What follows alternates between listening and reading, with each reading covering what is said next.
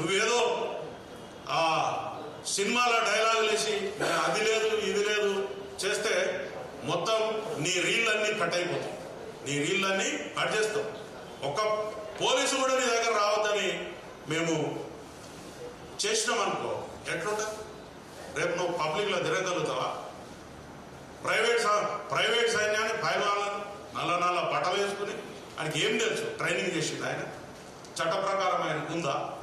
చట్ట ప్రకారం ఆయనకు తుపాకులు పట్టుకుని నీ వెనకాల పబ్లిక్ని దొమ్మిలకు ఉసుకొల్పే అధికారం ఉందా మీకు? లేదు.